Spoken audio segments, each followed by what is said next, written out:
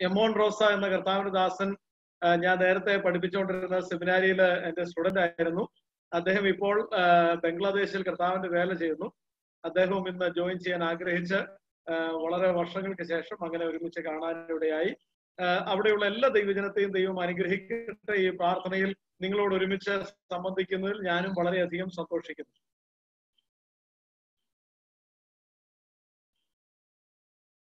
Translation ഉണ്ടോ?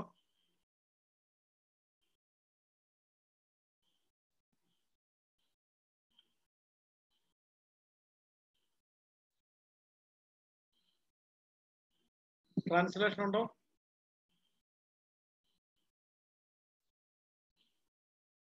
Yes, Pastor, there is translation. Brother Sabu will translate your message into Hindi. Okay. I think Pastor Sabu is mute. If the host can unmute Pastor Sabu, please. Uncle, okay, go ahead. Okay, thank you. അതുകൊണ്ട് ഇന്ന് രാത്രി ദൈവസന്നിധിയിൽ ഇതുപോലെ കർത്താവിന്റെ വചനത്തിന് മുമ്പിൽ ആയിരിക്കുന്നത് ഞാൻ വളരെ സന്തോഷിക്കുകയും എല്ലാവരെയും വന്ദനം ചെയ്യുകയും ചെയ്യുന്നു. അതുപോലെ എമോൻ റോസായെയും വന്ദനം ചെയ്യുന്നു. इस शाम के समय परमेश्वर के सम्मुख में इकट्ठा हुए हर एक को मैं वंदन देता हूँ. खास करके मेरा विद्यार्थी रह चुका हुआ एमोन रोजा जो बांग्लादेश में रहते हैं, उनके वो भी आज हमारे साथ जुड़े हुए हैं.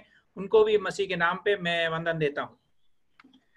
നമ്മുടെ ഈ കൂടിവരവിൽ ഇന്ന് രാത്രി ദൈവത്തിന്റെ വചനത്തിന്റെ മുൻപിലായിരിക്കുമ്പോൾ കർത്താവിന്റെ പരിശുദ്ധാത്മാവ് തന്നെ നമുക്ക് ആവശ്യമായ സ്വർഗീയ ആലോചന നമ്മളെ കേൾപ്പിക്കുമാറാകട്ടെ. इस शाम के समय जब हम परमेश्वर के सम्मुख में बैठे हैं तो पवित्र आत्मा ही हमसे उसके संदेश को पहुंचाए. उस प्रार्थना के നമ്മളെല്ലാം കടന്നു പോകുന്ന സാഹചര്യം ഒരു വല്ലാത്ത സാഹചര്യമാണ്. ഈ COVID-19 ഒത്തിരി പേരുടെ ജോലിയെ ബാധിച്ചിട്ടുണ്ട്, സാമ്പത്തികമായി ബാധിച്ചിട്ടുണ്ട്, ഒത്തിരി പ്രിയമുള്ളവരെ കഷ്ടത അനുഭവിക്കുന്നവരുണ്ട്. അതോടുകൂടെ കേരളത്തില് വിമാനാപകടം ഉണ്ടാകുകയും അതുപോലെ വെള്ളപ്പൊക്കം ഉണ്ടാകുകയും ഒക്കെ ചെയ്തു. കോട്ടയം ഒക്കെ വളരെ ബാധിച്ചിട്ടുണ്ട്.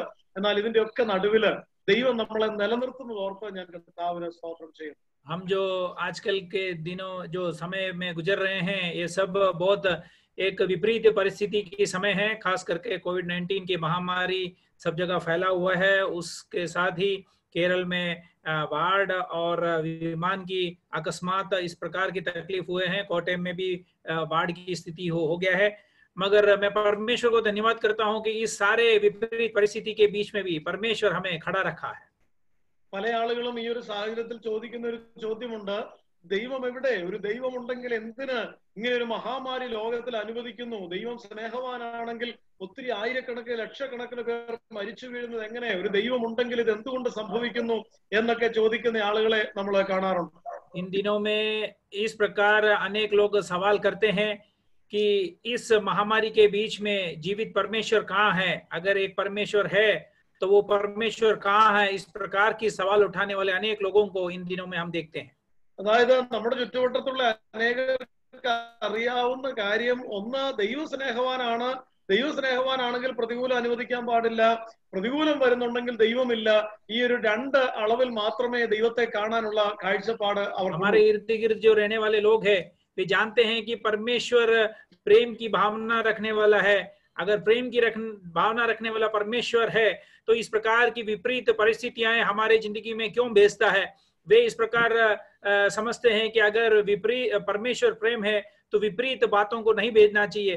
उस प्रकार की भावनाओं से केवल भगवान को या भगवान को जानने वाले लोग हमारे चारों ओर रहते हैं. എന്നാൽ ഇവർക്ക് അറിയാത്ത ഒരു സത്യം കൂടെ നമുക്കറിയാം. അതാണ് നമ്മുടെ ബലം. അത് മറ്റൊന്നുമല്ല, പ്രതികൂലം അനുവദിക്കുന്ന പ്രതികൂലത്തിനകത്തൂടെ നമ്മളെ നടത്തി നമ്മളെ തികഞ്ഞവരാക്കുന്ന ഒരു ദൈവത്തെ സംബന്ധിച്ച് അവർക്കറിഞ്ഞുകൂടാ. പക്ഷെ വേദപുസ്തകം പഠിക്കുന്ന നമുക്ക് അങ്ങനെ ഒരു ദൈവത്തെ അറിയാം.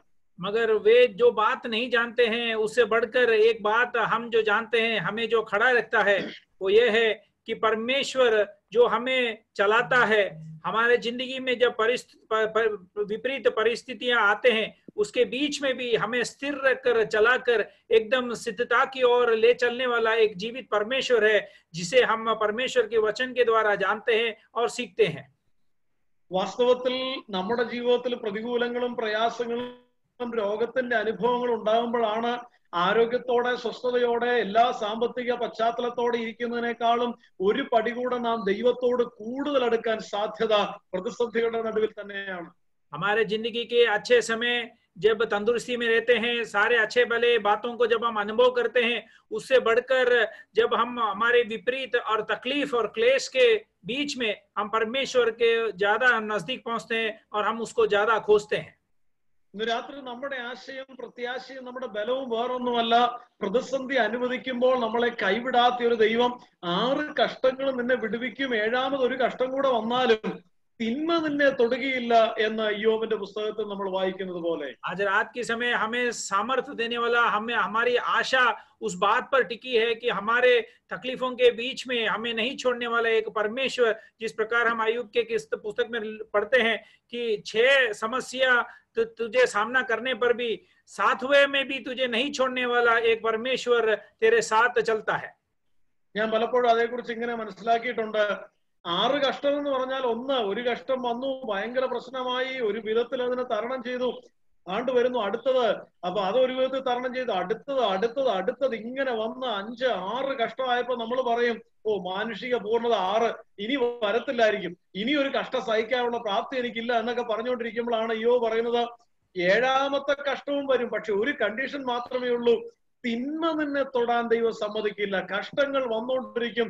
നാം ലോകത്തിൽ ഉള്ളിടത്തോളം കാലം ലോകത്തിൽ നിങ്ങൾക്ക് കഷ്ടമുണ്ട്, പക്ഷെ എങ്കിലും ധൈര്യപ്പെടുകയും ഞാൻ ലോകത്തെ ജയിച്ചിരിക്കും എന്ന് പറഞ്ഞ കർത്താവിന് ഞാൻ ഇന്ന് രാത്രി മഹത്വം അർപ്പിക്കുകയാണ്. मैं उस बात पर इस प्रकार समझता हूँ कि जब मनुष्य के जिंदगी में एक के पीछे इस प्रकार 6 समस्या आ जाती है, वो 6 के 6 वो सामना करके थक जाता है, तब उसके जिंदगी में 7वां और एक समस्या जब खड़ा हो जाती है तब वो थक जाता है.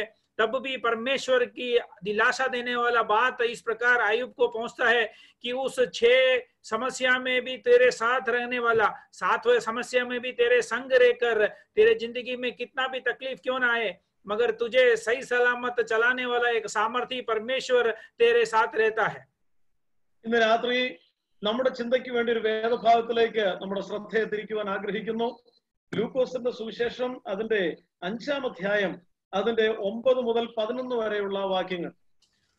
लूका रचित सुसमाचार 5वीं अध्याय उसकी 9 से लेकर 11वीं वचन की ओर हमारे ध्यान को आज शाम के समय हम लगाएंगे.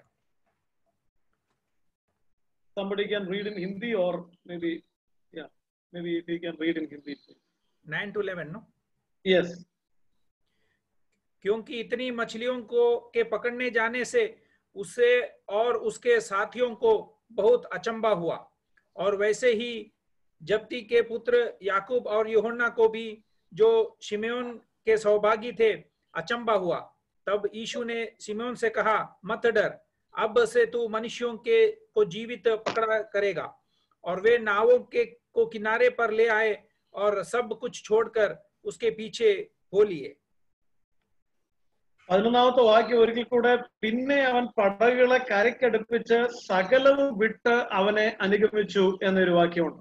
11वीं वचन में हम पढ़ते हैं कि और वे नावों को किनारे पर ले आए और सब कुछ छोड़कर उसके पीछे हो लिए.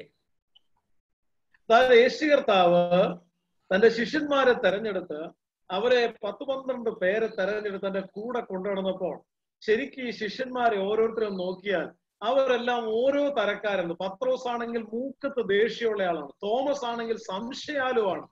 അങ്ങനെ പോകുന്ന ഓരോരുത്തർക്ക് ഓരോരോ പ്രത്യേകതകളായിരുന്നു. ശരിക്കും അവരെ കർത്താവ് തെരഞ്ഞെടുത്തപ്പോൾ ഒത്തിരി പ്രശ്നങ്ങൾ അവരുടെ വ്യക്തിത്വത്തിലും അവരുടെ ജീവിതത്തിലും ഒക്കെ ഉണ്ടായിരുന്നു. यीशु मसीह ने अपने 12 चेलों को जब चुना था, तो हम जानते हैं कि उस चुनने के समय उन सारे चेलों के व्यक्तित्व जिंदगी में अपने अपने समस्याएं थे, अलग अलग तकलीफ और अलग अलग प्रकार की उस जगहों में से, श्रेणियों में से वे आते थे.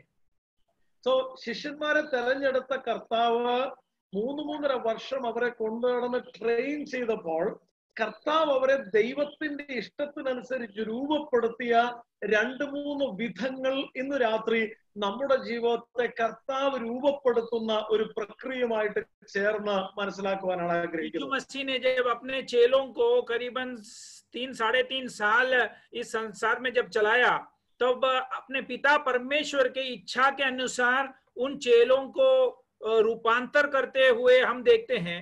उसी प्रकार उसके 3 प्रकार की बातों को हम आज रात को विचार करेंगे, जो परमेश्वर हमारा जिंदगी से भी चाहता है, उम्मीद रखता है।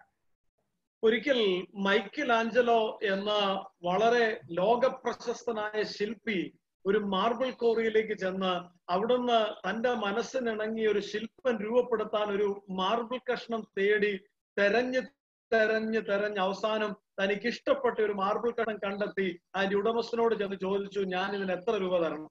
एक बार माइकल एंजेलो एक महाकलाकार जो थे, वो पत्थरों का कलाकार था, और जब एक रूप बनाने के लिए वो पत्थर ढूंढ कर गया, तब एक पत्थर मिला और उसके बाद उस पत्थर के मालिक के पास जाकर उससे कहा कि इस पत्थर खरीदने के लिए मैं कितना मूल चुका हूँ।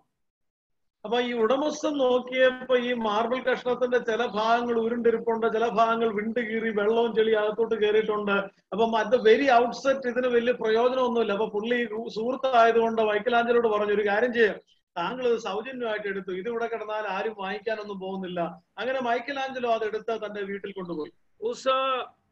उस मालिक ने जब उस पत्थर को देखा तो उसका जो कोई रूप नहीं था, वो उधर इधर से कोना कोई टूटा हुआ था और उसके अंदर पानी निकला था, और इस प्रकार ज्यादा मूल्य नहीं समझते हुए माइकल एंजेलो को अपना दोस्त होने के नाते उससे कहा कि तू इसे सेंट में लेके जा, इसका कोई दाम चुकाने का जरूरत नहीं है। ഒരു 4-5 മാസങ്ങൾക്ക് ശേഷം ഈ കോറി ഉടമസ്ഥൻ ആ വഴി പോയപ്പോൾ മൈക്കലാഞ്ചലോയുടെ വീട്ടിലൊന്ന് കയറിയുണ്ടായി. അപ്പൊ കയറിയ ഉടൻ തന്നെ താൻ കാണുന്ന മൈക്കലാഞ്ചലോ വർക്ക് ചെയ്തുകൊണ്ടിരിക്കുന്ന അതിമനോഹരമായ ഒരു മാലാഖയുടെ ശില്പം.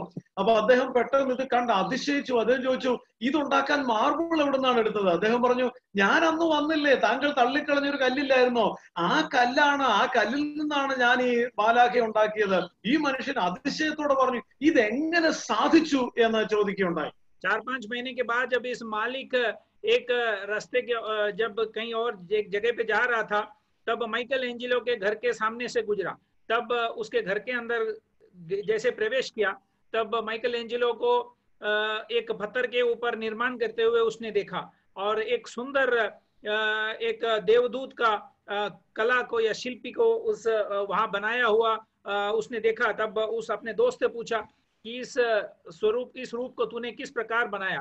तब उसने जवाब दिया कि उस दिन आपके वहां आकर जो पत्थर मैंने लिया, उसके अंदर से इतना अच्छा सुंदर एक रूप बनाया। तब तुरंत उस मालिक ने चकित होकर इससे पूछा कि इतना अच्छा एक सुंदर रूप उस पत्थर में से कैसे निकला?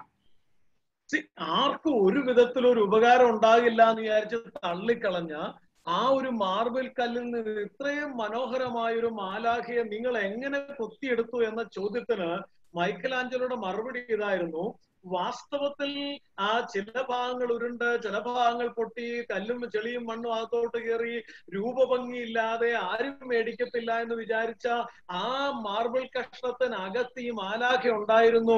നിങ്ങൾക്കതിനെ കാണാൻ പറ്റിയില്ല, എനിക്കതിനെ കാണാൻ പറ്റി. ഞാൻ ചെയ്തത് ആവശ്യമില്ലാതെ അതിനെ പൊതിഞ്ഞിരുന്ന കുറെ ഭാഗങ്ങളെ ഉളിയും കൊട്ടുപൊടിയും എടുത്ത് പതുക്കെ പതുക്കെ പതുക്കെ ചെത്തി കളഞ്ഞപ്പോൾ ഇതിനകത്ത് നേരത്തെ ഉണ്ടായിരുന്ന മാലാഖ പുറത്തു വരികയാണ് ചെയ്തത്.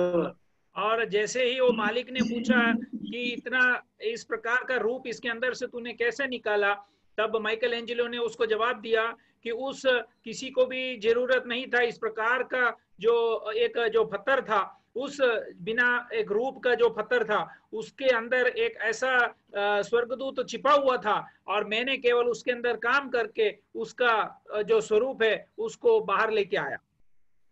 ലോകത്തിൽ ജീവിച്ചിരുന്ന ഏറ്റവും കഴിവുള്ള ഒരു ശില്പിയായിരുന്നു മൈക്കലാഞ്ചലോ എന്നതുപോലെ ഇന്ന് ലോകത്തിൽ ഏത് വ്യക്തിത്വത്തെയും രൂപാന്തരപ്പെടുത്താൻ ഇന്നും പ്രവർത്തിച്ചുകൊണ്ടിരിക്കുന്ന അതിശ്രേഷ്ഠനായ ഒരു ശില്പിയുണ്ട്. ആ ശില്പിയുടെ പേരാണ് നമ്മുടെ കർത്താവ്. ഈ കർത്താവ് നമ്മളെ ഓരോരുത്തരെയും വിവിധ സാഹചര്യങ്ങളിലൂടെ കടത്തിവിട്ട് നമ്മളോട് ഇടപെട്ട് നമ്മളെ രൂപാന്തരപ്പെടുത്തി ദൈവാനുരൂപമായി പുനഃസ്ഥാപിച്ചുകൊണ്ടിരിക്കുന്ന ആ പ്രക്രിയയോർത്ത് ഇന്ന് രാത്രി ഞാൻ ദൈവത്തെ സ്തുതിക്കുകയാണ്. और जैसे ही संसार में माना जाना कलाकार में से एक है माइकल एंजेलो, उसी प्रकार मसीह जिंदगी में हमारा परमेश्वर जो सबसे बड़ा कलाकार है, वो हमें हर दिन अपने हिसाब से वो रूपांतर देकर हमें बदल कर हमें उसके परमेश्वर के उस इच्छा के अनुसार बदल कर हर दिन इस प्रक्रिया के द्वारा हमें ले चल रहा है.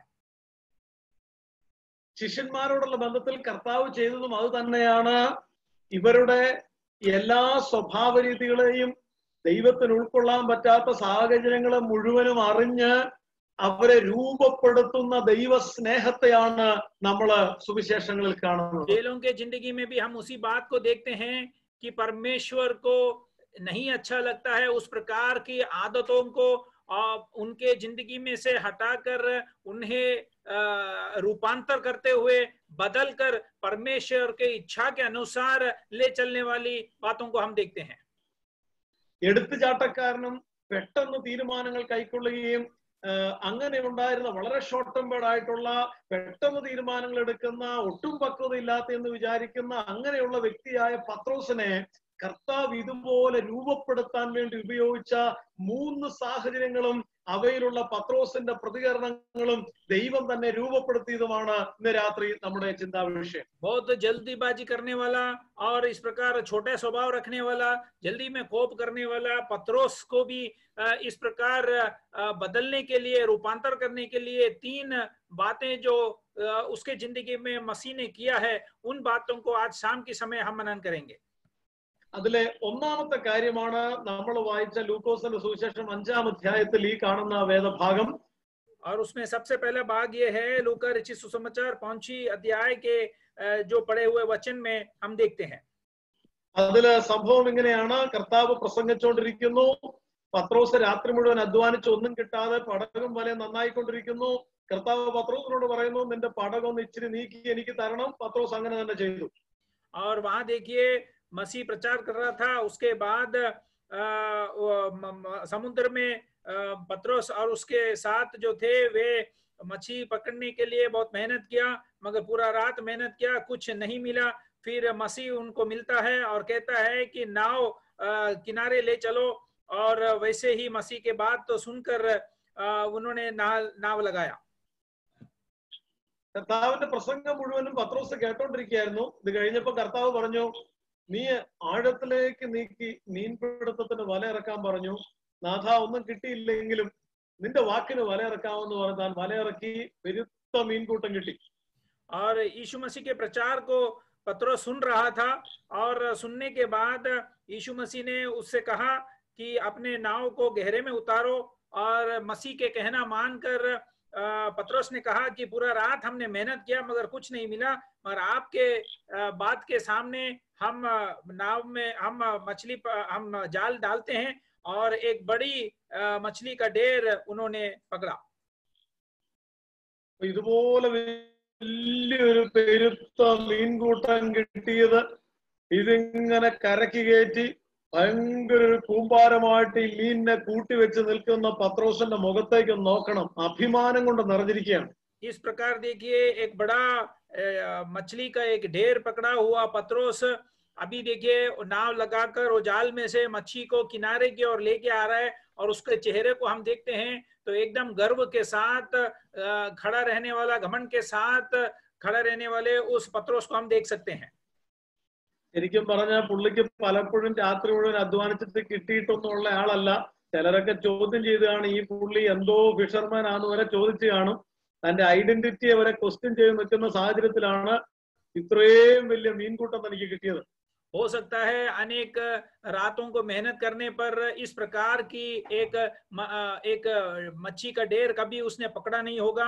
अनेक लोगों ने इस प्रकार उसका मजाक भी उड़ाया होगा कि ये किस प्रकार का मछुआरा है.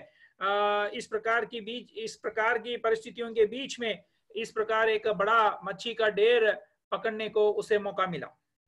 അപ്പൊ ഇത്രയും വലിയ മീൻകൂട്ടമൊക്കെ കിട്ടിയപ്പോ ഇതിന്റെ മുമ്പിൽ അഭിമാനത്തോടെ ശിരസ്സുയർത്തി തന്നെ കളിയാക്കി ആൾക്കാരെയൊക്കെ ഒന്ന് നോക്കി ഇങ്ങനെ നല്ല ഉഷാറായിട്ട് പത്രോസ് നിൽക്കുമ്പോഴാണ് പുറകിൽ നിന്ന് ഇടിവെട്ടുന്നത് പോലെ ഒരു ശബ്ദം, എന്നെ അനുഗമിക്ക, ഞാൻ നിന്നെ മനുഷ്യരെ പിടിക്കുന്നവരാക്കും.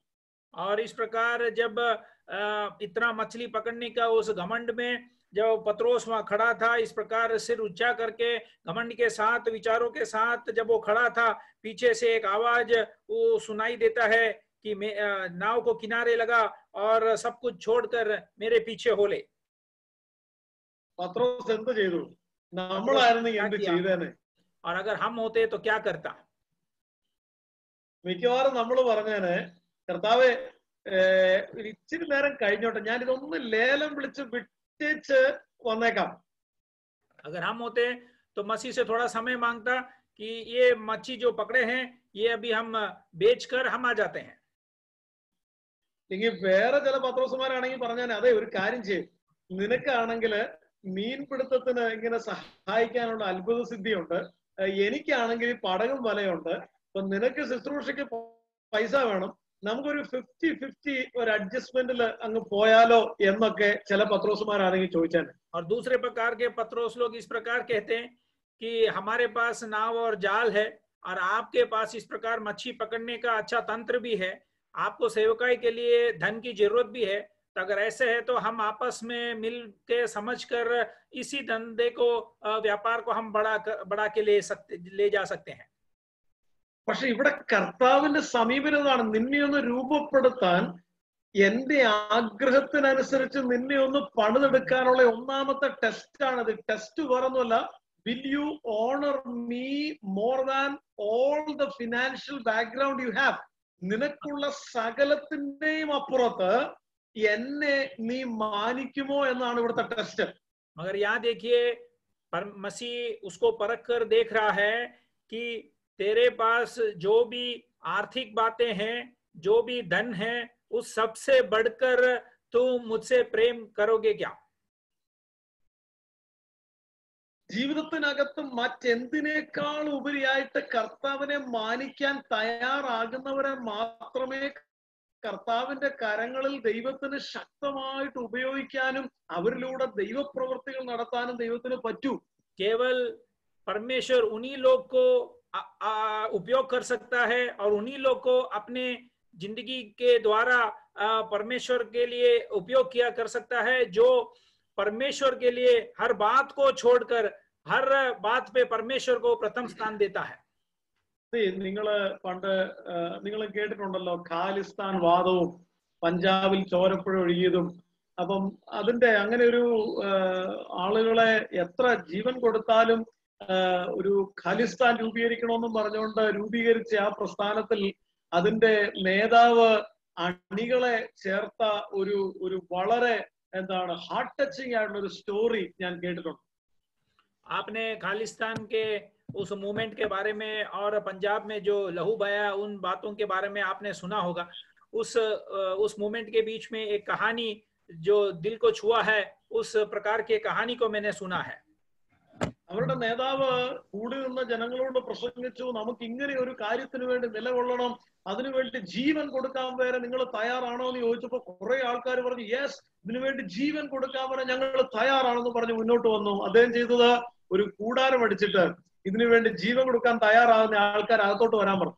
उस आंदोलन के बीच में उनके नेता ने लोगों को आह्वान किया कि इस आंदोलन के लिए अपने जीवन तक अर्पण करने वाले जितने लोग हैं आ जाओ करके कहा. तब तुरंत सबने हाथ उठाकर कहा कि हम इस आंदोलन के लिए तैयार हैं और हमारे जान भी हम दे देंगे करके कहने वाले लोगों को उन्होंने कहा कि एक तंबू के अंदर जितने लोग इस प्रकार इच्छा रखते हैं आ जाओ.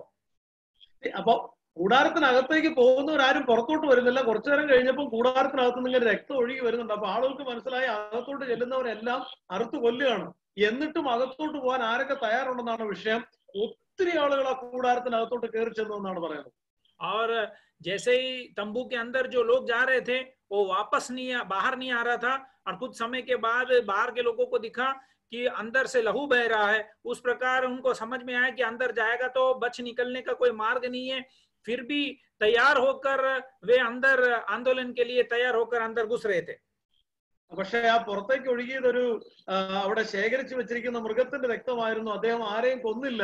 പക്ഷെ ചാവാൻ തയ്യാറായിട്ട് അകത്തേക്ക് പോയ ആളുകളെയാണ് മുൻനിര പോരാളികളായിട്ട് അദ്ദേഹം തെരഞ്ഞെടുത്തത്. ജീവൻ കൊടുക്കാൻ തയ്യാറാകുന്നവർക്ക് മാത്രമേ ഒരു ലക്ഷ്യത്തിന് വേണ്ടി നിലനിൽക്കാൻ കഴിയൂ എന്ന് അദ്ദേഹത്തിന് തിരിച്ചറിവുണ്ടായിരുന്നു. मगर उसके अंदर, उस तंबू के अंदर से जो लहू बह रहा था वो उस लोगों के नहीं थे, मगर वो पहले से तैयार किया हुआ एक जानवर का लहू था। और वो जो नेता था वो ये ढूंढना चाहता था कि जान देकर इस आंदोलन के लिए कितने लोग तैयार हैं। उस प्रकार तैयार हुए लोगों को केवल लड़ाई के समय में, युद्ध के मैदान में पहले वाले लाइन में खड़ा रहकर उन्होंने युद्ध कराया। സ്വർഗരാജ്യത്തിന്റെ താക്കോൽ കയ്യിലേക്ക് കൊടുക്കുന്നതിന് മുമ്പേ കർത്താവിന്റെ കയ്യിൽ ശക്തമായി ഉപയോഗിക്കപ്പെടാനുള്ള വലിയ ദൈവത്തിന്റെ പദ്ധതി പത്രോസിൽ ദൈവം ആരംഭിക്കുന്നതിന് മുമ്പേ കർത്താവിന് ചെയ്യാൻ ആഗ്രഹമുള്ളത്, നീ നിന്റെ ജീവിതത്തിൽ എല്ലാത്തിലും ഉപരിയായിട്ട് എന്നെ മാനിക്കുമോ എന്നാണ് അവിടുത്തെ ടെസ്റ്റ്. स्वर्ग राज्य की पूंजी पत्रोस के हाथ में देने से पहले, परमेश्वर के राज्य के लिए काम करने से पहले परमेश्वर ये चाहता है कि पत्रोस इसके सामने इस प्रकार का एक टेस्ट रखे जहां वो हर चीज, जिंदगी के हर बातों से बढ़कर वो क्या परमेश्वर से प्रेम रखता है कि नहीं। കർത്താവിന്റെ ഹൃദയത്തിന് അനുരൂപമായിട്ട് കർത്താവ് നമ്മെ രൂപപ്പെടുത്തുന്നതിന്റെ ഭാഗമായിട്ട് നമ്മളോടും കർത്താവിന് ചോദിക്കാനുള്ള ഒന്നാമത്തെ ടെസ്റ്റ് ഇതാണ്. ജീവിതത്തിൽ നാം മുറുകെ പിടിക്കുന്ന എല്ലാ നമ്മെ അഭിമാനമുളകരുതാക്കി, നമ്മുടെ ജീവിതത്തിൽ നമുക്ക് സ്വന്തമെന്ന് വിചാരിക്കാൻ കഴിയുന്ന, അഭിമാനമെന്ന് തോന്നുന്ന സകലത്തെയും ഒരു ഭാഗത്ത് നിർത്തിക്കൊണ്ട് കർത്താവിന് നമ്മളോട് ചോദിക്കാനുള്ളത്, ഇതിനേക്കാളെല്ലാം ഉപരിയായി നീ എന്നെ മാനിക്കുമോ എന്ന ചോദ്യമാണ്. हमारे जिंदगी में भी परमेश्वर उसके इच्छा के अनुसार हमें रूपांतर करने के लिए चाहता है, मगर उससे बढ़कर पहले उसका परखने का बात यह है कि वो ये चाहता है, वो ये जानना चाहता है कि हमारे जिंदगी में हमारे लिए घमंड के कारण और स्वाभिमान के कारण जो भी बातें हैं, क्या उन सारे बातों को हम अलग रखकर हम परमेश्वर को हमारे जिंदगी में प्रथम स्थान दे सकते हैं या नहीं। പടകം വലയും ഒരു ജീവിത സന്ധാരണത്തിന്റെ ഭാഗമാണെന്ന് പറയുന്നത് തെറ്റൊന്നുമില്ല. പക്ഷെ ഒത്തിരി ഭക്തന്മാരെ വീഴിച്ചു കളഞ്ഞ ഒരു കാര്യം തന്നെയാണ് ഈ പടകം വലയും. और इस नाव और जाल जो है वो इस जिंदगी का एक बड़ी भाग है, उसमें बोलने में कोई गलती नहीं है, मगर अनेक भक्तों को अपने जिंदगी में गिराया हुआ ये बात भी है। ഏലിയാവിന് ശേഷം ഏലിയാവിനേക്കാൾ ശക്തമായിട്ട് പ്രയോജനപ്പെടുന്ന ഏലീശയ്ക്ക് ശേഷം അതിനേക്കാളും ഇരട്ടിയായിട്ട് പ്രയോജനപ്പെടാൻ ഒരുപക്ഷെ ദൈവത്താൽ തെരഞ്ഞെടുക്കപ്പെട്ട ആളായിരുന്നിരിക്കണം ഗേഹസി. പക്ഷേ പടകിന്റെയും വലയുടെയും പുറകുള്ള ഓട്ടം, ജീവിത സന്ധാരത്തെ കുറിച്ചുള്ള സ്വപ്നം, ദാസീദാസന്മാർ, ആടുമാടുകൾ, മുന്തിരിത്തോട്ടങ്ങൾ, ഇവ ജീവിതത്തിനകത്ത് സ്വപ്നമായി കയറിയപ്പോൾ ദൈവത്തിന്റെ പദ്ധതി തകിടം മറിഞ്ഞുപോയി. और जब एलिया के बाद परमेश्वर ने एलिशा को ढूंढा, और एलिशा का भेद हो सकता है एक गेहसी के ऊपर परमेश्वर का इच्छा था कि उसके सेवकाई में बहुत आगे बढ़े, मगर अपने जिंदगी में उस नाव और जाल के रूप में जो भी बातें थी, जो भी धन संपत्ति की बातें थी, जो भी आंखों की अभिलाषाएं थी, इन सारे बातों ने उसे नाश की ओर लेकर गया और परमेश्वर की इच्छा को वो पूरा नहीं कर पाया। കർത്താവ് ചില ആളുകളെ, പ്രത്യേകിച്ച് ലൂക്കോസിന്റെ സുവിശേഷം 12-ാം അധ്യായത്തിൽ ഒരാളെ മൂഢ എന്ന് വിളിച്ചു. മൂഢ എന്ന് വളരെ സ്റ്റാൻഡേർഡിൽ ഒരു മലയാള പദപ്രയോഗമാണ്, പക്ഷെ ശരിക്കും അതിന്റെ അർത്ഥം പൊട്ട എന്നാണ്. ഒരാളെ കർത്താവ് അങ്ങനെ വിളിച്ചത്. അതിന് കാരണം വേറെ ഒന്നുമില്ല. ആ വ്യക്തി സ്വയം പറഞ്ഞു, ഞാൻ എന്റെ പാണ്ഡികശാല പൊളിച്ചു പണിയും, ഞാൻ 4 തലമുറയ്ക്കുള്ളത് ശേഖരിച്ചു വെക്കും. കർത്താവ് പറയുക, ഇന്ന് രാത്രി ഞാൻ നിന്റെ പ്രാണനെ ചോദിച്ചാൽ നീ ഒരുക്കി വെച്ചത് മുഴുവൻ ആർക്കാവും. और हम देखते हैं लूका रचित सुसमाचार 12वें अध्याय में मसीह ने एक व्यक्ति को मूर्ख करके बुलाया, और उसे मूर्ख करके इसीलिए बुलाया क्योंकि उस व्यक्ति ने बहुत घमंड रूप में उसने बहुत कुछ बातें जो अपने लिए बटोर कर रखा, उस बातों के बारे में और अपने संपत्ति के बारे में मसीह से कहा। तब मसीह ने उसे कहा कि हे मूर्ख, इसी रात को तेरा प्राण मुझसे ले लिया जाएगा, तुझसे ले लिया जाएगा, तो जो कुछ तूने इकट्ठा किया है वह किसका होगा। കർത്താവ് 40 രാവും 40 പകൽ ഉപവസിച്ചു കഴിഞ്ഞപ്പോൾ പിശാച് കർത്താവിന്റെ അടുക്കൽ പരീക്ഷിക്കാൻ വന്നിട്ട് മുന്നിൽ വെച്ച ചോദ്യം ഇത് തന്നെയായിരുന്നു, നീ ദൈവപുത്രനെങ്കിൽ ഈ കല്ല് അപ്പമായി തീരാൻ കൽപ്പിക്കുക, നിന്റെ ജീവനെ കുറിച്ചും ജീവിതത്തെ കുറിച്ചും വിശപ്പിനെ കുറിച്ചും ചിന്തിക്കുക, അത് ജീവിതത്തിനകത്ത് മുൻഗണനയായിട്ടെടുക്കുക.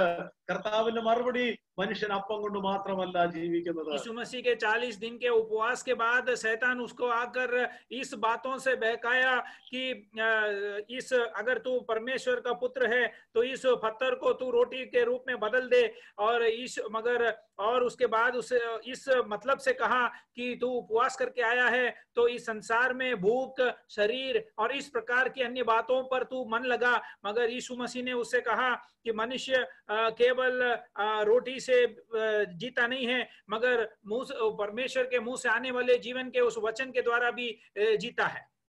വെള്ളത്തിന്റെ കുമിള പോലെ മിന്നി വിളങ്ങുന്ന ജഡത്തിനും ലോകത്തിനും പുറകെ ഓടുന്ന ഒരു തലമുറയുടെ നടുവില് നമ്മൾ ഈ ജീവിക്കുന്ന കാലഘട്ടം നമ്മുടെ കർത്താവിന്റെ വരവും ഏറ്റവും അടുക്കൽ വാതിക്കലായിരിക്കുന്ന കാലഘട്ടമാണെന്ന് തിരിച്ചറിവുണ്ടാകുമ്പോൾ നമ്മുടെ മുൻഗണനകളൊന്ന് മാറി മറിയണം.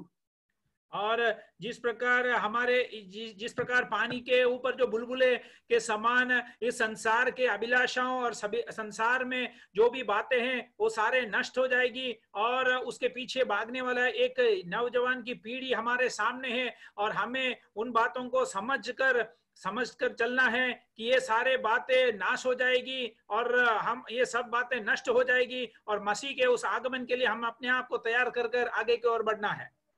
അവനവൻ ശരീരത്തിലിരിക്കുമ്പോൾ ചെയ്തത് നല്ലതാകലും തീയതാകലും അവന് തക്കവണ്ണം പ്രാപിക്കേണ്ടതിന് നാം എല്ലാവരും സ്വർഗീയ സിംഹാസനത്തിന്റെ മുൻപിൽ നിന്നേ മതിയാകൂ.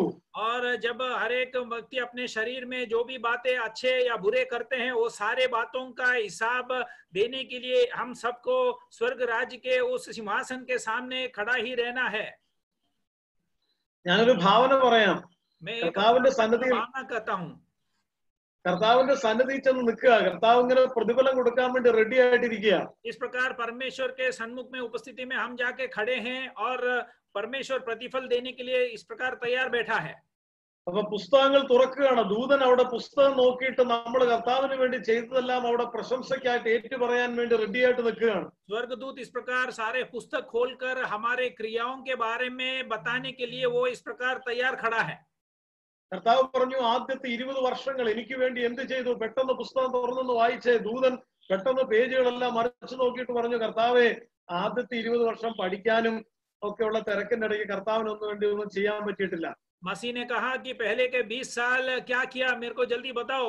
तब स्वर्गदूत ने पुस्तक उस बाजू घुमाकर पलटाकर कहा कि हे परमेश्वर, पहले के 20 साल पढ़ाई में और खुद की बातों में लगा दिया, इसीलिए आपके लिए कुछ कर नहीं पाया. അപ്പൊ കർത്താവ് പറഞ്ഞു, എന്നാ പിന്നെ അടുത്ത 21 മുതൽ 40 വയസ്സ് വരെ എനിക്ക് വേണ്ടി എന്ത് ചെയ്തു? പെട്ടെന്ന് തുറന്നൊന്ന് വായിച്ചേ. उसके बाद तुरंत मसीह ने कहा कि अगला 21 से लेके 40 उम्र तक क्या किया करके मुझे पुस्तक में से खोल के बताओ. അപ്പൊ ദൂതൻ പെട്ടെന്ന് ആ പേജസ് ഒക്കെ തുറന്നിട്ട് കർത്താവിന് മുഖത്തേക്ക് നോക്കി പറഞ്ഞു, കർത്താവെ ക്ഷമിക്കണം, 21 മുതൽ 40 വയസ്സ് വരെ ഒരു ജോലി സമ്പാദിക്കാനും ഒരു കല്യാണം കഴിക്കാനും ഒരു കുടുംബം സ്ഥാപിക്കാനും ഒക്കെ ഉള്ള തത്രപ്പാടിനിടയ്ക്ക് തിരക്കിന്റെ ഇടയ്ക്ക് കർത്താവിന് വേണ്ടി ഒന്നും ചെയ്യാൻ കഴിഞ്ഞതായിട്ട് ഇവിടെ എഴുതി വെച്ചിട്ടില്ല. स्वर्गदूत ने उस पन्नों को घुमाकर वापस कहता है कि हे परमेश्वर, माफ कर देना, 21 से लेके 40 साल के बीच में नौकरी के ढूंढने के लिए और एक परिवार बसाने के लिए, विवाह के संबंध में और अन्य बातों को चलाने के लिए मैंने समय बिता दिया है, और इसीलिए आपके लिए कुछ कर नहीं पाया. അപ്പൊ കർത്താവ് പറഞ്ഞു, എന്നാ പിന്നെ സാരമില്ല, പോട്ടെ, 41 മുതൽ 60 വരെ പെട്ടെന്ന് തുറന്ന് വായിച്ചേ. ദൂതൻ തുറന്നു വെച്ച് പറയാ, കർത്താവേ, 41 മുതൽ 60 വരെ പിള്ളേർ ഒരു വഴിക്ക് ആക്കണമായിരുന്നു, ഒരു വീടൊക്കെ പണിയണമായിരുന്നു. എല്ലാ തിരക്കിന്റെ ഇടയ്ക്കും കർത്താവിന് വേണ്ടി ഒന്നും ചെയ്യാൻ കഴിഞ്ഞതായിട്ട് ഇവിടെ രേഖപ്പെടുത്തിയിട്ടില്ല. परमेश्वर फिर कहता है कि तो ठीक है, 41 से लेके 60 उम्र तक क्या किया वो पढ़ो. तो स्वर्गदूत तो वापस पन्नों को घुमाकर कहता है कि माफ कर दो, उन समय में भी कुछ नहीं कर पाया, क्योंकि बच्चों को बढ़ाना था, उनको पढ़ाना था और उनको एक जगह तक पहुंचाना था, इसीलिए उस मेहनत के बीच में आपके लिए कुछ नहीं कर पाया. അപ്പൊ കർത്താവ് അക്ഷമനായിട്ട് പറയും, എന്നാ പിന്നെ 60 കഴിഞ്ഞ് എനിക്ക് വേണ്ടി എന്തെങ്കിലും ചെയ്തിട്ട് കാണും, പെട്ടെന്നൊന്ന് തുറന്നേ, കിരീടങ്ങൾ കൊടുക്കണം, പ്രതിഫലം കൊടുക്കണം. ദൂതൻ തുറന്നേച്ച് പറയാം, കർത്താവ് 60 കഴിഞ്ഞപ്പോ പ്രഷർ, ഷുഗർ, കൊളസ്ട്രോൾ, വീട്ടിൽ നിന്ന് പുറത്തേക്ക് പോലും ഇറങ്ങാൻ പറ്റത്തില്ലാത്ത അവസ്ഥയാണ്. तो उम्मीद के साथ परमेश्वर ने कहा तो 60 साल के बाद देखिए उन्होंने मेरे लिए कुछ किया होगा, जल्दी पुस्तक खोलकर मुझे पढ़कर सुनाओ, क्योंकि प्रतिफल देना है. मगर तुरंत स्वर्गदूत ने उत्तर दिया कि 60 साल के बाद बहुत प्रकार की बीमारी, प्रेशर, शुगर, इस प्रकार की बीमारियां आ गया, इसीलिए उस समय में भी, उस उम्र में भी कुछ कर नहीं पाया. അപ്പൊ കർത്താവ് ചോദിക്കുക, ഞാനൊരു 70 വർഷം കൊടുത്തിട്ട് 80 വർഷം കൊടുത്തിട്ട് എന്ത് ചെയ്തു? ഉത്തരം, കുറെ കോൺക്രീറ്റ് ബിൽഡിംഗ് പണിതെടുത്തിട്ടുണ്ട് സ്വന്തം പേരില്, ഇഷ്ടം പോലെ ഏക്കറുകൾ നേടിയിട്ടുണ്ട്, പ്ലെയിനിൽ കയറി നടന്നിട്ടുണ്ട്, സമ്പാദിച്ചിട്ടുണ്ട്, പേരും പ്രശസ്തിയും ഫിക്സഡ് ഡിപ്പോസിറ്റും കോടികൾ ഉണ്ടാക്കിയിട്ടുണ്ട്. परमेश्वर कहता है कि मैंने 60, 70, 80 साल दिया है और इसने मेरे लिए क्या किया है, इसने इमारतें खड़ी किया है, बहुत धन कमाया है और बहुत एफडी बनाकर अपने नाम पर डाल के रखा है। इस प्रकार की आर्थिक बातें बहुत किया है, बहुत करोड़ों रुपया कमा कर रखा है। പക്ഷെ ഇതിനെ മുഴുവൻ അപ്പോസ്തലനായ പൗലോസ് വിളിക്കുന്ന ഒരു ഭാഷയാണ് ചപ്പെന്നും ചവറെന്നും. പേരും പ്രശസ്തിയും പെരുമയും എടുത്തു പറയാനുള്ള മുഴുവനും പൗലോസിന് ഒറ്റ വാചകമുള്ളൂ: ചപ്പ, ചവറ, റബിഷ്. मगर इन सारे बातों को एक ही शब्द में प्रेरित पौलुस ने पुकारता है कि ये सारे बातें, धन दौलत और नाम कमाने वाली सारे बातें जो हैं वो सब एकदम कूड़ा है और एकदम कचरा है। ഒത്തിരി ഭക്തന്മാരെ വീഴിച്ചു കളഞ്ഞ് ഈ പടകിനെയും വലയിനെയും ചൂണ്ടിയിട്ട് കർത്താവ് പറയുകയാണ്, ഇതിനേക്കാൾ ഉപരിയായിട്ട് നീ എന്നെ മാനിക്കുമോ? अनेक भक्तों को गिराया हुआ इस जाल और नाव को देखकर मसीह पत्रोस से कहता है कि क्या तू इनसे बढ़कर मुझसे प्रेम करता है? നമ്മൾ വളരെ ജാഗരൂകരായിരിക്കണം ഇന്ന് നമ്മൾ ജീവിക്കുന്ന ഈ കാലഘട്ടം. ചപ്പെന്നും ചവറെന്നും പൗലോസ് പറഞ്ഞതിന് ജീവിതത്തിന്റെ ഏറ്റവും വലിയ മുൻഗണനയും ഏറ്റവും വലിയ മുൻഗണനയെന്ന് വചനം പറയുന്നതിനെ ചപ്പും ചവറുമാക്കി മാറ്റിക്കൊണ്ടിരിക്കുന്ന ഒരു വല്ലാത്ത ആത്മിക ലോകത്താണ് നമ്മൾ ജീവിച്ചുകൊണ്ടിരിക്കുന്നത്. आजकल जो जीने वाले इन समयों में हमें बहुत गौर कर बहुत ध्यान के साथ जीना है, क्योंकि जिन बातों को परमेश्वर का वचन अर्थात पौलुस ने कचरा और कूड़ा कहा है, उन बातों को हम हमारे जिंदगी में बहुत अहमियत देते हुए और जिन बातों को हमें अहमियत देना है उन बातों को हम कचरा और कूड़ा के समान गिनती दे रहे हैं।